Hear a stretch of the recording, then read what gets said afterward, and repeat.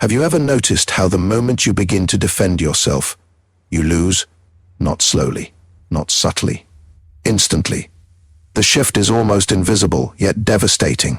1 second, you stand as an equal, composed, grounded, in control. The next, with just a few desperate words, you have surrendered your authority without even realizing it. Your voice tightens, your reasoning sharpens, your tone becomes urgent, and in that urgency, something fractures, the balance tilts.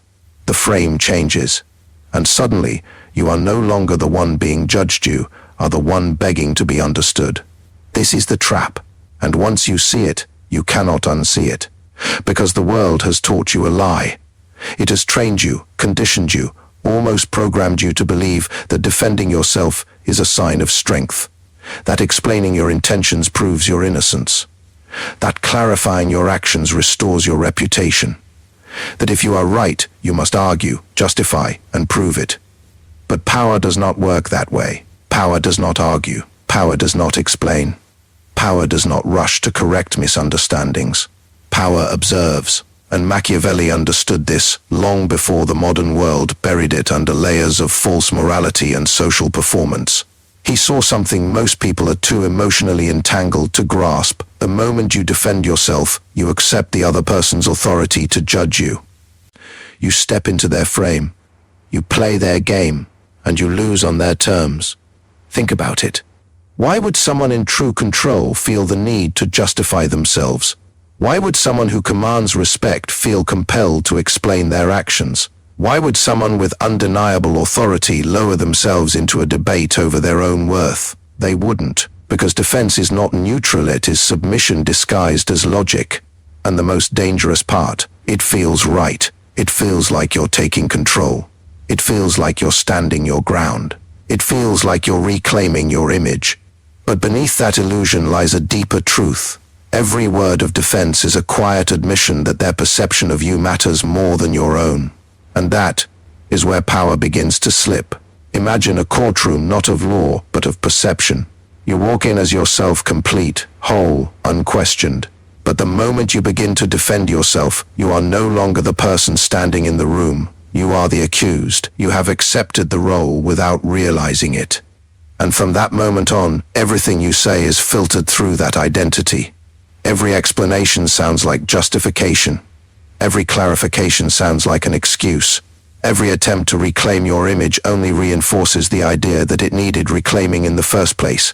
This is the paradox Machiavelli mastered. The more you try to prove your strength, the weaker you appear. The more you try to assert your innocence, the more doubt you create. The more you try to control the narrative, the more you reveal that it is already slipping from your grasp. And those who understand this, those who operate at a higher level of psychological awareness, know exactly how to use it against you. They provoke, they accuse, they misinterpret, not because they care about the truth, but because they understand a simple, ruthless principle. If they can make you defend yourself, they have already won, because now you are reacting. And the moment you react, you are no longer in control. Control belongs to the one who sets the frame, not the one who responds to it. This is why the most powerful individuals often appear calm in the face of accusation. Not because they are indifferent, but because they understand the cost of engagement. They know that every reaction feeds the narrative, every defense strengthens the attack, every attempt to explain gives the other person more material to manipulate. So they do something that feels almost unnatural in a world obsessed with validation. They remain silent, not weak silence, not passive silence, but strategic silence.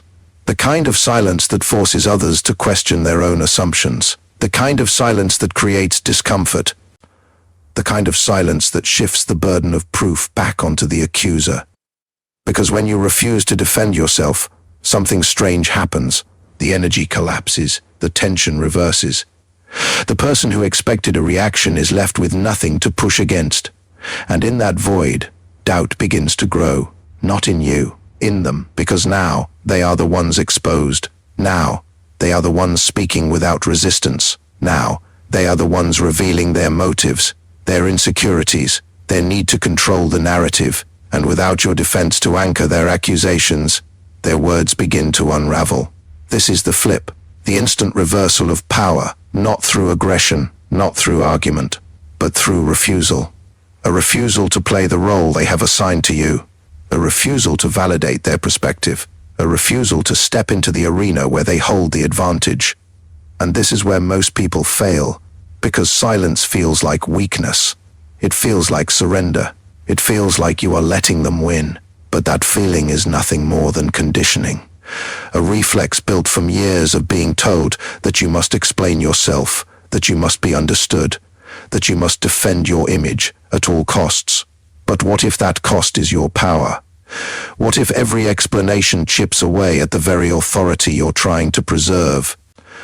What if the real strength lies not in speaking, but in withholding? Machiavelli would argue that it does. Because power is not about being right, it is about being untouchable. And the moment you enter into defense, you make yourself touchable. You expose your thoughts. You reveal your priorities. You show where you can be pressured. You give them a map. And once someone has a map of your mind, they no longer need to attack you directly.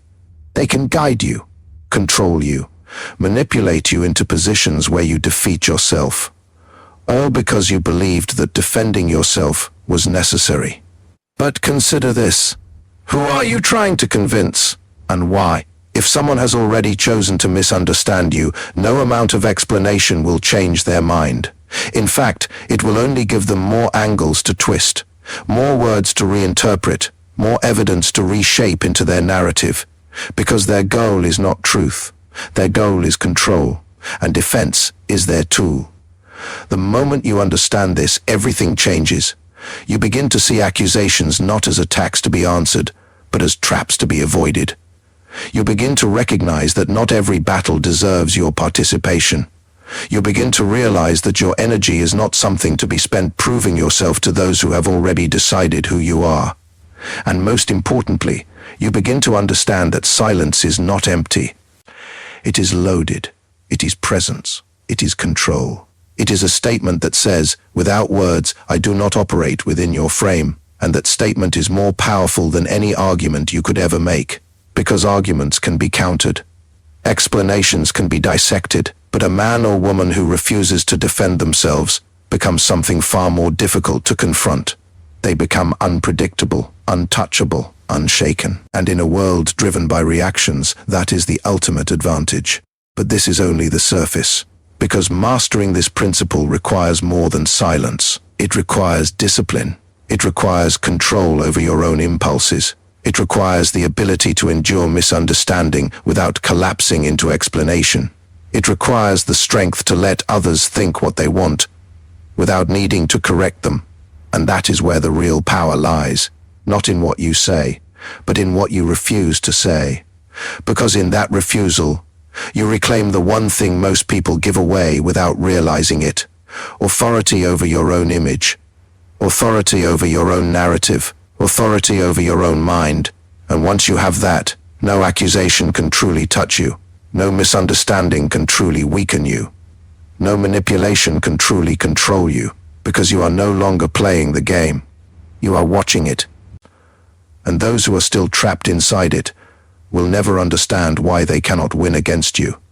Not because you are louder, not because you are more convincing, but because you have stepped into a position they cannot reach, a position where defense is unnecessary, a position where silence speaks louder than words, a position where power is not something you prove, it is something you embody. The moment you understand that defense is not protection but exposure, a deeper, more unsettling realization begins to surface. Most of your life has been shaped by invisible negotiations of power you didn't even know you were participating in. Every argument you've entered, every explanation you've offered, every time you've felt the urge to set the record straight, was never just about truth. It was about position, about hierarchy, about who stands above and who stands below in the silent structure of human interaction. And the cruel elegance of it all is this: the hierarchy is rarely declared. It is implied. It exists in tone, in posture, in timing, in restraint, and most of all, it exists in who reacts first, because reaction is the clearest signal of vulnerability. It is the tell that reveals where the pressure points are, where the insecurities live, where the ego is still dependent on external validation. The one who reacts is the one who can be moved. And the one who can be moved can be controlled. This is why those who seek dominance rarely attack you directly at first. That would be too obvious, too crude. Instead, they do something far more sophisticated. They test a subtle comment, a slight misinterpretation, a quiet challenge to your character, your competence, your intentions. Nothing explosive, nothing undeniable, just enough to create friction. And then they watch. They are not listening to your words. They are studying your reaction. Do you rush to clarify? Do you feel the need to correct them? Do you lean forward, voice tightening, energy shifting? Do you start explaining yourself before they even finish speaking? Because if you do, you've already answered the only question that matters to them. Where is your center, and how easily can it be disturbed? And once they have that answer, the game changes. Now they know how to pull you. Now they know how to push you. Now they know how to guide you into defending, over-explaining, over-justifying, until you are no longer standing as an equal participant in the interaction, but as someone trying to regain lost ground. And here's the part that most people never realize. The more you try to regain that ground through defense, the further you sink, because every explanation is reactive, and reaction is always one step behind. You are no longer setting the pace. You are responding to it. You are dancing to a rhythm someone else created.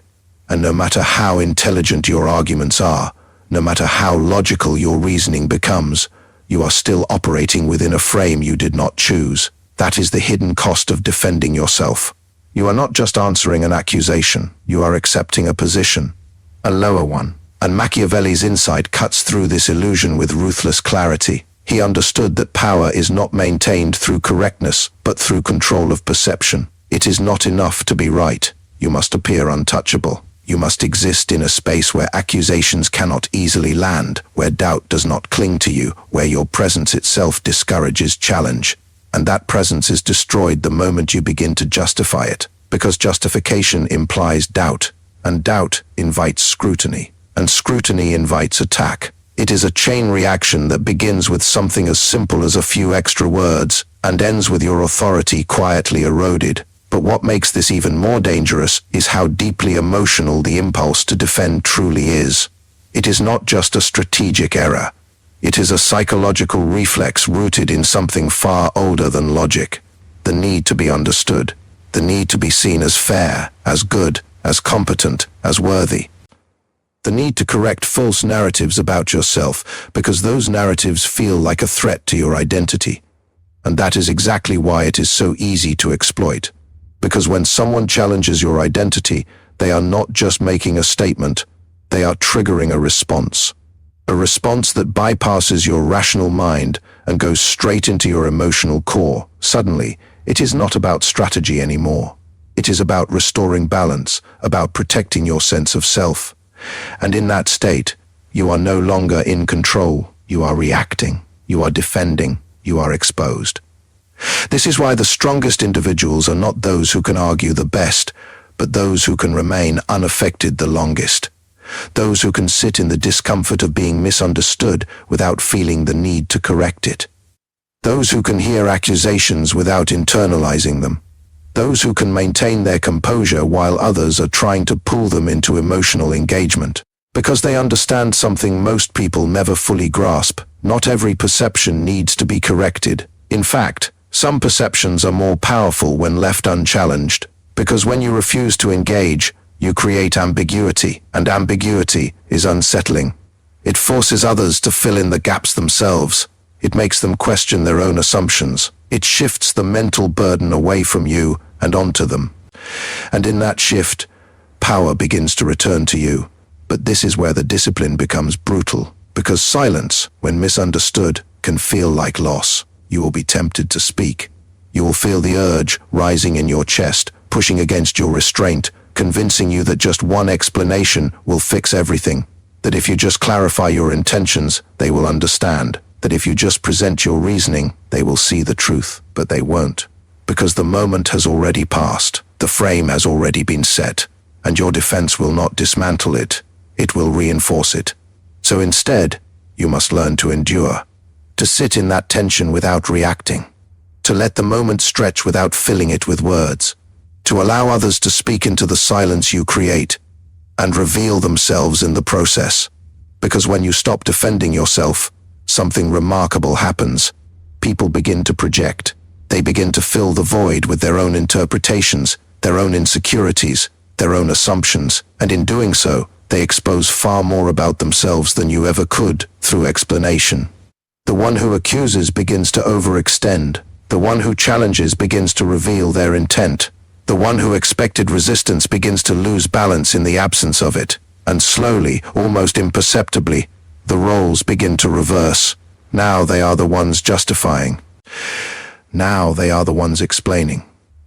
Now they are the ones trying to regain control of a situation that no longer responds to their pressure. This is the quiet inversion of power, and it does not happen through force. It happens through absence. The absence of reaction. The absence of defense. The absence of submission to a frame that was never yours to begin with. But do not mistake this for passivity. This is not about becoming silent in every situation. It is not about suppressing your voice or avoiding confrontation entirely. That would be weakness disguised as strategy. This is about choosing when to engage, and more importantly, when not to. It is about recognizing the difference between a conversation that deserves your energy and one that is designed to drain it. It is about understanding that some interactions are not meant to be resolved, but to be navigated. And in those moments, your greatest strength is not your ability to argue, but your ability to remain untouched. Because the one who cannot be provoked cannot be controlled. The one who does not need to defend cannot be positioned beneath another. The one who maintains their frame dictates the reality of the interaction. And this is where the philosophy becomes something deeper than strategy. It becomes a way of being, a shift in how you perceive conflict, how you interpret challenge, how you respond to pressure. You begin to see attacks not as threats, but as invitations. Invitations to step into a lower position. Invitations to react. Invitations to abandon your center. And once you see them for what they are, you no longer feel compelled to accept. You can decline, silently, calmly, completely. And in that refusal, you reclaim something most people never even realize they've lost. Not just control over the interaction, but control over themselves. Because at its core, this is not about winning arguments. It is about mastering your own impulses. It is about breaking the automatic need to respond, to correct, to defend. It is about becoming so internally grounded that external perceptions no longer dictate your behavior. And that is what makes this so rare, because most people are still governed by the need to be understood, still driven by the urge to prove themselves, still trapped in the belief that their value is something that must be demonstrated, explained, defended. But once you step beyond that, once you detach from the need for immediate validation, once you realize that silence can carry more weight than 1,000 words, you enter a different level of interaction entirely. A level where you are no longer reacting to the world, you are shaping it, quietly, subtly, unapologetically. And those who encounter you will feel it. They may not understand it. They may not be able to articulate it, but they will sense it. In your stillness, in your restraint, in your refusal to be pulled into unnecessary conflict. They will feel the absence of desperation, the absence of insecurity, the absence of the need to prove anything at all. And that absence will unsettle them, because it reflects something they have not yet mastered within themselves: control. Not over others, but over the one thing that truly determines power in any interaction: your own reaction. And once you have that, the game changes in ways most people will never fully comprehend. What makes this principle so dangerous is not that it silences you, but that it transforms the battlefield entirely. Because once you stop defending yourself, the conflict no longer lives in words. It shifts into something far more subtle: perception, tension, psychological gravity. The conversation becomes less about what is said and more about who controls the emotional atmosphere of the moment. And this is where most people are completely unprepared. They have spent their entire lives sharpening arguments, collecting logic, refining explanations, believing that clarity is power. But clarity, when used defensively, becomes a tool for your opponent. It gives them structure. It gives them material. It gives them something to dissect, distort, and redirect. You think you are building your case, but in reality, you are building their leverage. Because every time you explain, you reveal. You reveal what matters to you. You reveal what bothers you. You reveal where your identity is fragile, where your pride is invested, where your need for approval still exists. And once those things are visible, they can be used, not always immediately, not always obviously, but gradually, strategically, with precision. A slight push here, a subtle implication there. A carefully timed comment designed to reopen the very pressure point you exposed when you thought you were simply clarifying. And before you realize it, you are no longer defending against a single accusation. You are trapped in a cycle of continuous justification, each explanation pulling you deeper into a position you never intended to occupy. This is how control is established without force, not through domination, but through guidance. You are guided into speaking, guided into explaining, guided into revealing more than you should. And all the while, the one guiding you remains composed, detached, watching, because they understand something you are only beginning to grasp. The person who speaks the most in defense gives away the most power, and the person who gives away the most power becomes predictable. Predictability is the death of authority.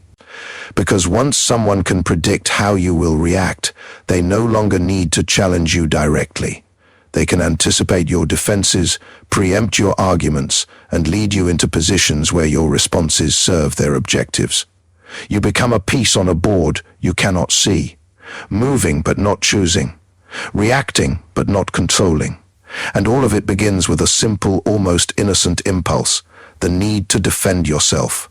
But what happens when that impulse disappears? What happens when you no longer feel the urgency to explain? When accusations no longer trigger you?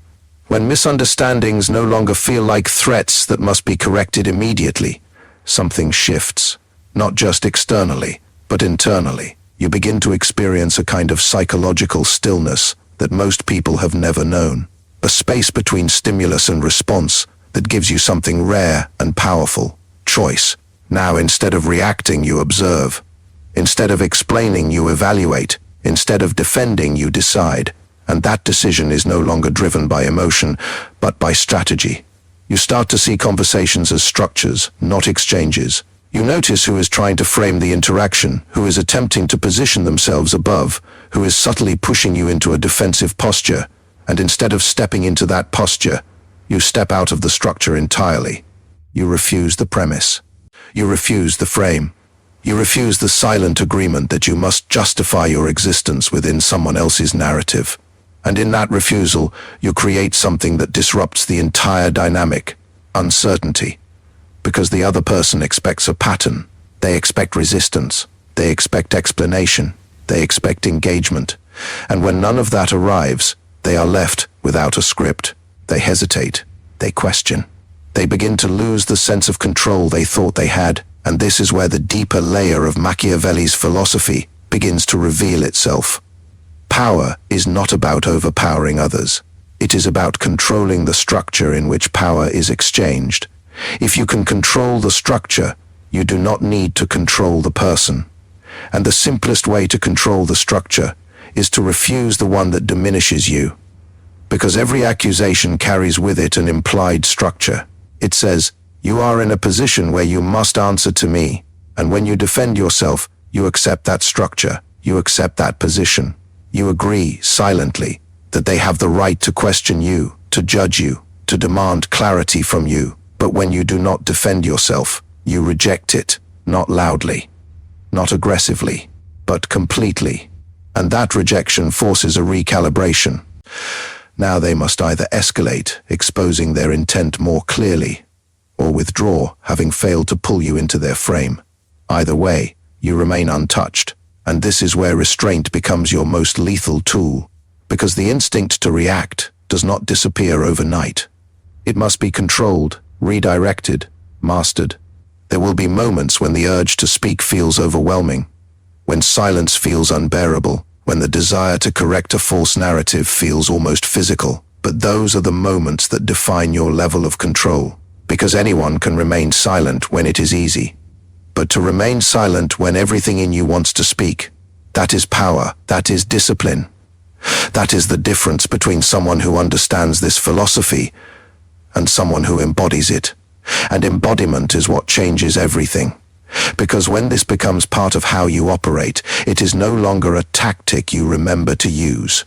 It is a default state, a presence, a way of moving through interactions without being pulled into unnecessary conflict. You become less reactive, less predictable, less available to manipulation. And people notice, not consciously perhaps, but instinctively. They sense that something is different, that their usual methods do not work on you, that their attempts to provoke, to challenge, to destabilize, fall flat. And this creates a shift in how they approach you. Some will become more cautious, some will become more respectful, some will become more aggressive, trying harder to break your composure. But regardless of their response, the dynamic has changed, because you are no longer playing the same game. And here is the paradox that few are willing to accept. When you stop defending yourself, you may not always win in the traditional sense. People may misunderstand you. They may form incorrect opinions. They may believe narratives that are incomplete or entirely false. And if your identity is still tied to being seen a certain way, this will feel like loss. But if you have truly internalized this philosophy, you will see it differently. You will understand that not all opinions matter, that not all opinions matter, that not all perceptions need to be corrected, that trying to control how everyone sees you is not only impossible, it is a form of self-imposed weakness, because it places your sense of stability in the hands of others. And once you release that need, you become far more difficult to influence. You no longer bend under the weight of external judgment. You no longer chase validation. You no longer feel compelled to prove your worth in every interaction. And that detachment creates a kind of authority that cannot be faked. It is not loud. It is not performative. It does not demand attention. But it commands it. Because people are drawn to those who are not trying to convince them of anything. There is a quiet confidence in that, a sense of certainty that does not need reinforcement. And in a world where everyone is constantly explaining themselves, defending their choices, justifying their existence, that certainty stands out. It becomes magnetic, but it also becomes intimidating, because it removes the usual points of leverage. If you cannot be provoked, you cannot be controlled. If you do not need approval, you cannot be manipulated through it. If you do not defend yourself, you cannot be positioned beneath someone else's judgment. And that creates a kind of psychological distance that many people are not comfortable with. They will try to close it. They will push harder. They will test you in new ways. But the principle remains the same. Do not enter the frame. Do not accept the role. Do not defend. Instead, remain where you are, grounded, composed, untouched. Let them reveal themselves. Let them exhaust their attempts. Let them expose the structure they are trying to impose. And when the moment is right, if you choose to speak, do so not from defense, but from position. Not to justify, but to declare. Not to explain, but to define. Because there is a difference. A profound one. One that separates those who are trying to regain power from those who never lost it. And once you understand that difference, you begin to operate in a way that most people cannot counter. Not because you are more aggressive, but because you are no longer available to the same forms of engagement. You have stepped outside the cycle, outside the constant exchange of accusation and defense, outside the endless need to prove, to clarify, to correct, and in doing so, you have entered a space where your presence alone carries weight, a space where silence is not absence but control, a space where power is not something you argue for, but something you hold. And now you begin to see the final layer, the one most people will never reach because it demands something far more difficult than silence, far more unsettling than restraint, far more ruthless than any outward display of dominance.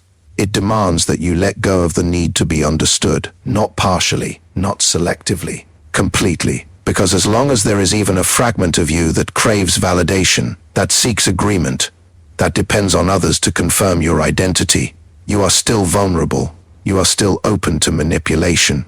You are still standing on ground that can be shifted beneath your feet with the right words, the right tone, the right pressure. And those who understand power will find it. They will sense it in the way your voice tightens when challenged, in the way your posture shifts when questioned, in the way your energy changes when your image is threatened. They will recognize the invisible thread that connects your sense of self to the opinions of others, and they will pull it, gently at first, almost playfully, just enough to see if it moves, and if it does, they know exactly where to apply force. This is why the principle of never defending yourself is not simply a tactic for conversations. It is a discipline of identity, a restructuring of how you relate to perception itself. Because the moment you stop needing to correct how others see you, you remove their ability to control you through it. Think about that carefully. Most people are not controlled through force. They are controlled through perception, through praise and criticism, through approval and rejection, through the constant subtle pressure to maintain an image that is acceptable, admirable, safe. And in chasing that image, they become predictable. They say what will be approved. They explain what might be misunderstood. They defend what might be questioned. And in doing so, they hand over their autonomy piece by piece, until there is nothing left but a performance designed to satisfy the expectations of others. But when you step out of that cycle, everything changes. You no longer perform. You no longer adjust yourself to fit the moment. You no longer feel the need to repair every misinterpretation. Instead, you become something far more difficult to influence. You become stable. And stability is power, because a stable presence cannot be easily moved.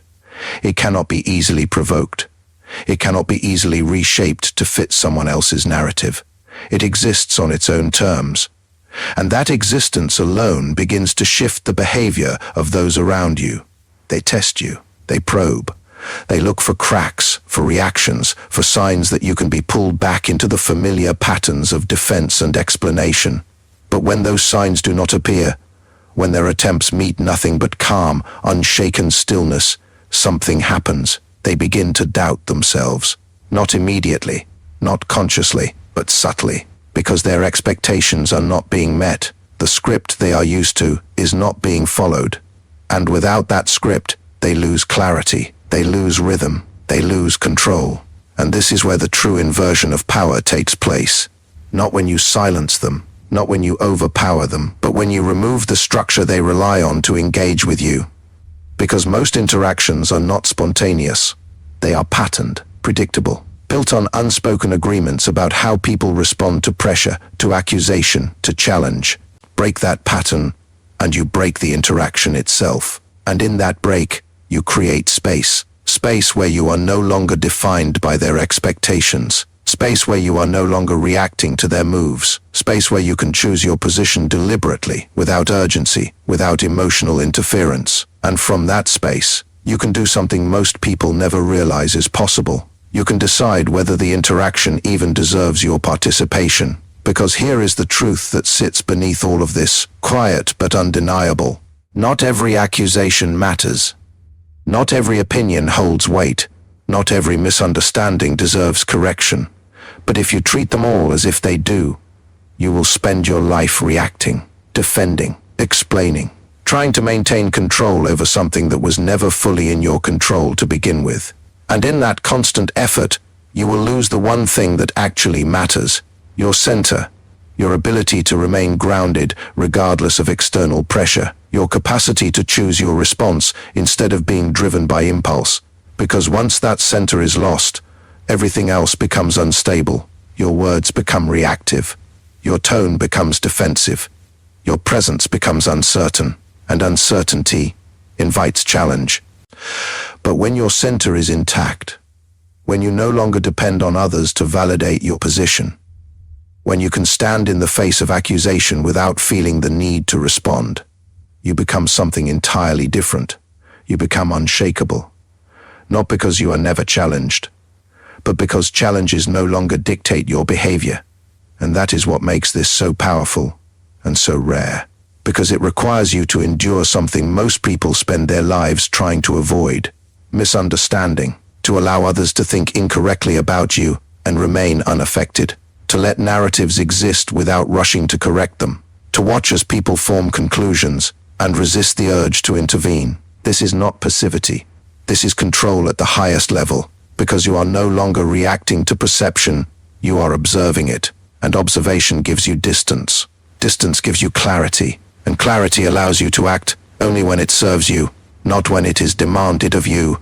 And when you do choose to act, when you do decide that a situation requires your voice, it comes from a completely different place, not from defense, not from urgency, not from the need to prove anything, but from authority. A calm, deliberate assertion that does not ask for agreement, does not seek validation, does not invite debate. It simply exists. And because it exists without desperation, it carries weight. Far more weight than any frantic explanation ever could, because people can sense the difference. They can feel when someone is trying to convince them, and when someone is simply stating what is, and that feeling shapes their response more than the words themselves. This is why those who master this principle do not need to speak often. Their silence does the work for them. Their restraint creates presence. Their refusal to defend creates authority. And over time, that authority becomes self-reinforcing, because the less you react, the less others try to provoke you.